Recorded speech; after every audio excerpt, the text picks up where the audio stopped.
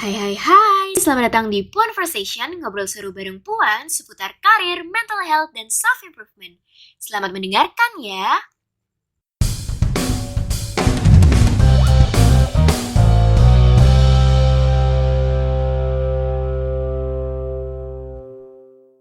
Hai, balik lagi nih di Conversation bersama aku, Fatika. Hari-hari belakangan ini sering banget ya denger kalau anak-anak muda katanya lagi ngerasa anxiety, takut dan cemas kalau harus menghadapi situasi yang sama sekali nggak diinginkan. Apalagi ditambah suka tiba-tiba overthinking nih. Itu normal atau enggak ya? Dan sebenarnya apa sih anxiety itu?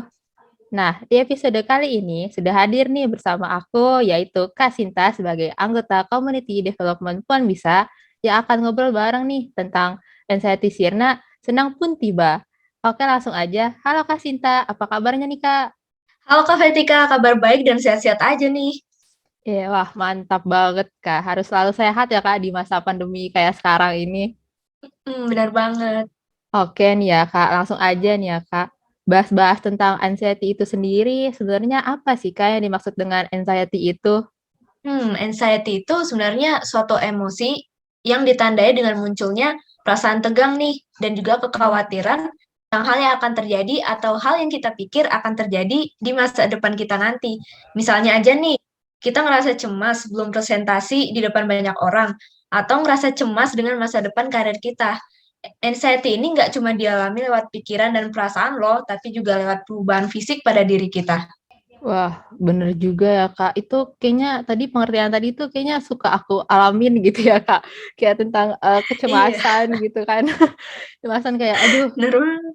iya kan kayak aduh, misalnya nilai kuliah gitu, aduh nanti nilainya dapat berapa gitu ya Kak. Oke, jadi bisa dikatakan anxiety itu adalah kecemasan ya Kak. Oke nih Kak, tapi sebenarnya anxiety itu normal nggak sih ya Kak? Oke, nah, anxiety itu sebenarnya normal sih, Kak.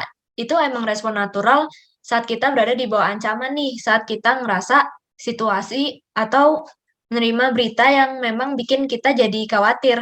Nah, tapi ancaman di sini tuh maksudnya yang belum terjadi ya, Pak. Nah, kalau anxiety kita hilang setelah faktor pemicunya sudah hilang, maka bisa dibilang anxiety-nya tuh normal. Yang perlu Oh. diwaspadai itu malah ketika anxiety itu menjadi nggak terkendali. Misalnya, Ah. kita jadi terus-terusan ngerasa cemas walaupun faktor micunya tuh udah hilang dan bahkan kadang tuh muncul tiba-tiba tanpa alasan yang jelas gitu. Jadi bisa jadi ya itu merupakan anxiety disorder. Nah, anxiety itu sebenarnya banyak juga sih jenisnya. Ada panic disorder, fobia, post traumatic stress disorder atau yang orang-orang biasa sebut itu PTSD. Terus juga ada social anxiety disorder. Oke, oke, oke. Wah, berarti dari awal nih ya, Kak, kita tuh udah harus kenal dulu nih ya, Kak, yang namanya anxiety atau kecemasan itu seperti apa. Apa ya? Dan banyak juga jenis-jenis anxiety itu ya, Kak, tadi ya, mulai dari ada yang anxiety Hmm, normal gitu kan, sampai ada yang paling parah tuh anxiety disorder ya, Kak. benar banget. Kalau kata anak-anak muda zaman sekarang nih ya Kak, khususnya di zaman pandemi kayak gini nih, katanya lagi apa ya, kayak kena anxiety disorder, anxiety nih Kak ya Kak. Memang gejalanya tuh kayak apa sih Kak, sampai bisa banyak anak muda yang bilang katanya lagi kena anxiety ini. Oh, emang sih ya, gejala anxiety tuh biasanya tuh kita gugup, gelisah, terus ngerasa tegang. Atau enggak, detak jantung kita jadi cepat. Terus napas kita jadi engah-engah, jadi cepat. Terus Iya juga bener kita sih, jadi iya. Iya karan. bener. Terus bahkan sulit atau nggak bisa tidur gitu. Terus juga selain gemetaran tuh biasanya diikutin juga sama banyak berkeringat. Terus tubuhnya jadi ngerasa lemes, lelah, sulit konsentrasi. Terus juga adanya perasaan seperti akan ditimpa bahaya tuh, Kak. Oh iya bener ya Kak, tadi gejala-gejala tadi tuh kayak tiba-tiba tuh kayak aku kayak yang tadi kayak gelisah, detak jantung cepat, gemeteran gitu ya. Itu tuh kayak relate aja deh aku pas ngalamin kayak cemas, misal pas mau presentasi atau pas mau dibagiin nilai IPK gitu. Itu ngerasain semua. Oke. Iya, Kak, aku juga relate sih. Kayaknya banyak anak muda yang relate ya Kak sama gejalanya, makanya bisa apa ya, apa ya, bisa banyak yang bilang tuh kena anxiety atau kecemasan ini ya Kak. Bener banget, setuju, Kak. Oke, sebenarnya nih ya Kak, kalau menurut Kak Sinta nih, kenapa sih seseorang itu bisa mengalami yang namanya anxiety? Apa itu tuh bener-bener murni dari di dalam dirinya sendiri atau ada faktor di luar lainnya juga nih ya Kak? Sebenarnya penyebab anxiety itu belum diketahui secara pasti sih, Kak. Tapi banyak yang bilang faktor-faktor kayak genetik, stres, atau lingkungan di sekitar kita itu punya peran penting dalam kemunculan atau pembentukan si anxiety ini. Oh, wah. Nah, kalau anxiety-nya normal, itu tuh biasanya disebabin karena emang kita menghadapi peristiwa atau perubahan dalam lingkungan yang bikin kita jadi stres gitu. Apalagi jika dampaknya itu emang besar buat hidup kita. Sebaliknya, kalau anxiety Iya bener. disorder itu rentan terjadi pada orang yang ngalamin trauma, Kak. Atau misal dia memiliki kepribadian tertentu, kayak malu atau menarik diri ketika bertemu orang atau lingkungan yang baru. Dan juga bisa juga disebabkan karena punya keturunan yang mengalami anxiety disorder, atau juga bisa karena pengaruh alkohol dan obat-obatan. Oh, oke oke, Kak. Jadi, apa ya, penyebabnya tuh sebenarnya masih belum diketahui, cuman mungkin kebanyakan dari tadi ya genetik, stres. Stres itu juga kan, pemicunya bisa dari lingkungan sendiri ya, Kak. Emang stres tuh bisa nyebabin Mm. banyak Mm-mm-mm. penyakit lain ya, Kak.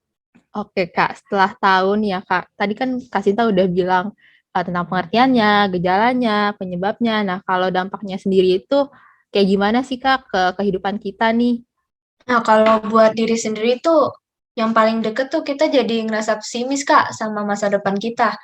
Kita jadi ngerasa kayak semuanya itu bakal sulit kita kendaliin. Terus juga kita jadi takut ngebuat keputusan, sering rasa ragu-ragu karena kita itu takut salah. Dan bahkan beberapa orang tuh banyak kan Kak yang lari dari masalahnya. Walaupun rasanya lega sih, sebenarnya larikan diri itu malah makin memperkuat anxiety kita loh Kak. Iya, bener-bener Lalu banyak emang. juga, nah selanjutnya itu, ini sering banget nih kita semua alamin ya. Jadi ngerasa kurang tidur karena ngerasa cemas gitu ya Kak. Wah, bener itu, Lalu bener. juga, iya, dari segi fisiknya itu malah kita jadi meningkatkan risiko penyakit jantung, Kak, karena setiap cemas itu kan detak jantung kita meningkat kan, Kak, dan bisa menyebabkan pembuluh darah itu menyempit, Kak, karena adanya peningkatan aliran darah tadi. Wah, Selain itu, kita juga pola pernapasannya terganggu nih, karena setiap cemas juga selain detak jantung kita meningkat, napas kita juga jadi lebih cepat. Akhirnya paru-paru kita dipaksa untuk kerja lebih keras, Kak. Nah, lalu juga sistem pencernaan kita bisa terganggu nih, karena pas cemas itu kan adrenalin kita jadi naik ya, Kak. iya Nah, iya karena bener. naik itu akhirnya nafsu makan kita jadi hilang, Kak. Waduh. Nah, jadinya pencernaannya terganggu kan. Ah, iya Nah, iya itu bener. juga berujungnya tuh pada imunitas tubuh kita nih yang berkurang.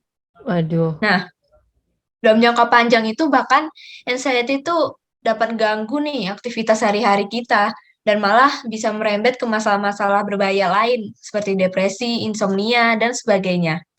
Jadi emang jika anxiety ini nggak segera ditanganin, dampaknya malah makin numpuk dalam diri kita.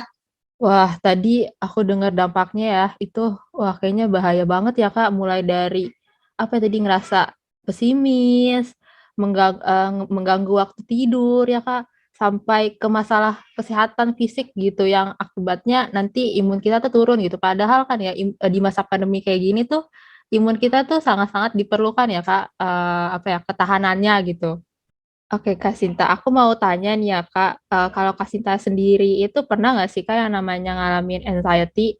Kalau boleh nih ya Kak, ceritain dong sama kita pengalaman tentang anxiety Kakak itu. Kalau dari aku banyak juga ya pengalaman anxiety, tapi lebih seringnya anxiety normal sih. Kayak cemas nih sama perkuliahan aku, terus Aku cemas juga, belum presentasi, iya. iya bener. Terus juga karena masa-masa online gini kan, jadi cemas nggak ada temen gitu kan Kak, karena Iya, kita jarang bersosialisasi. heeh, heeh, bener-bener. Nah, terus kalau aku biasanya kalau udah anxiety gitu, aku ngatasinnya tuh dengan pertama, aku sadari dulu nih dan terima rasa cemas itu ada dalam diri aku. Walaupun rasanya nggak enak banget, tapi jangan pernah namanya kita menolak perasaan kita sendiri. Hmm, Kita amati aja tuh perasaan cemas itu dengan menyadari di sini kita bisa jadi refleksi diri dan bertanya pada diri kita sendiri, kenapa ya misal waktu itu aku ngerasa cemas. Nah, selain itu kita juga bisa nih memilah emosi dan pikiran mana dalam diri kita yang sekiranya berlebihan. Nah, lalu manfaatnya kita jadi mengenal diri sendiri dan juga bisa evaluasi diri. Tapi selain itu, gak berhenti di situ tuh. Selanjutnya apalagi aku tuh, Kak? bakal menumpahkan perasaan aku nih. Wah. Bisa juga lewat journaling atau juga cerita ke orang terdekat. Nah, kalau journaling itu menulis jurnal tentang apa yang kita rasakan dan khawatirkan saat ini. Itu juga bisa loh curhat ke orang terdekat, ke orang lain. Dan itu bisa memberikan kita perasaan lega karena rasanya kita jadi nggak sendiri kan. Iya, bener banget, Selain Kak. itu, Bener. orang terdekat kita bisa memberikan sudut pandang lain tentang cara nenangin diri kita atau tentang alternatif penyelesaian masalah yang emang kita miliki gitu. Nah, selain itu bisa juga nih coba meditasi ya. Bisa dengan bantuan meditasi di YouTube atau bahkan teknik pernapasan yang sederhana tuh juga bantu kita loh buat ngerasa lebih tenang. Nah, tapi Kak. kalau misal semua hal di atas tuh udah dilakuin, journaling, Mm-mm. meditasi, curhat, terus juga nerima perasaan diri sendiri, tapi rasanya cemasnya nggak hilang-hilang nih. Nah, Puan jangan ragu ya untuk cari bantuan profesional. Ingat bahwa kita tidak perlu memendam semuanya sendiri. Oh, oke ya. Tadi bener banget ya. Aku juga relate sama apa yang diceritain sama Kak Sinta gitu ya tentang cemas. Nggak ada temen pas kuliah online kayak gini ya, Kak. Mana lagi yang kalau teman-teman yang udah offline tuh udah pada punya temen gitu. Kadang Ya, benar. iya, kadang tuh kayak suka iri aja kayak cemas, takut gitu. Apalagi sama cemas sama nilai gitu kan. Aduh, nanti lulus nggak ya di mata kuliah ini gitu. Aduh, itu tuh sangat-sangat mengganggu gitu. Dan tadi ya yang aku highlight gitu ya, itu adalah terima rasa cemas itu sendiri. Kadang kan banyak orang yang nolak rasa cemas itu gitu kayak nggak mau ngakuin nih si rasa cemas ini gitu. Padahal ya emang tuh padahal ya emang mereka lagi ngalamin itu gitu, lagi ngalamin rasa cemas gitu. Jadi nggak apa-apa banget ya Kak kalau kita nih ngakuin atau terima rasa cemas yang ada dalam diri kita ini. Benar banget, Kak. Aku juga setuju nih sama Kak Tika tadi. Oke. Nah, Puan, sampai sini pastinya udah lebih paham ya tentang anxiety dan cara-cara menanganinya. Terakhir nih ya Kak, gimana pendapat Kak Sinta sendiri tentang anxiety ini? Ada nggak sih pesan-pesan untuk kita-kita nih atau para Puan di luar sana mengenai anxiety ini Kak? Oke. Nah, untuk Puan nih dan kakak-kakak di sana yang sering ngerasa cemas, pesanku sih jangan takut ya buat ke psikolog jika dirasa itu tuh udah ganggu hidup kita sehari-hari dan sebaiknya Puan jangan mendiagnosa diri sendiri bahwa kalian tuh mengalami anxiety disorder ya. Bisa aja itu cuma anxiety normal. Jadi jangan sungkan untuk konfirmasi ke psikolog. Oke, benar-benar tuh ya. Jadi Puan, jangan ingat-ingat ya tadi kata Kak Sinta, jangan pernah merasa insecure atau takut untuk datang ke psikolog kalau memang sudah dirasa itu mengganggu ya. Oke nih, tadi tuh kita udah ngobrol banyak ya Kak tentang anxiety mulai dari pengertian sampai cara menanganinya gitu dan pasti Puan ya udah banyak ngambil informasi yang sangat pastinya sangat bermanfaat nih ya Kak. Thank you Kak Sinta atas obrolannya dan informasinya tentang anxiety ini di Puan Conversation. Semoga dengan informasi ini kita bisa lebih mengatur dan menjalani kehidupan kita nih baik lagi. Semoga kita bisa ngobrol-ngobrol di lain kesempatan ya Kak dengan topik yang berbeda pula. Iya, makasih juga Kak Hatika. Senang bisa dapat kesempatan buat berbagi dan belajar bareng sama teman-teman Puan Bisa. Oke, sip Kak Is, mantap banget emang. Sekian ngobrol-ngobrol kita kali ini ya. Tenang aja nih Puan, kita akan masih ketemu lagi di banyak episode-episode lainnya yang pastinya nggak kalah menarik. Aku mau ingetin juga nih untuk jangan lupa dan tetap ikutin sosial media Puan Bisa, mulai dari Instagram, YouTube, Spotify, LinkedIn, dan Telegram Puan Bisa. Karena akan banyak obrolan dan informasi yang bermanfaat banget loh Puan. Sampai jumpa di episode selanjutnya. Bye-bye!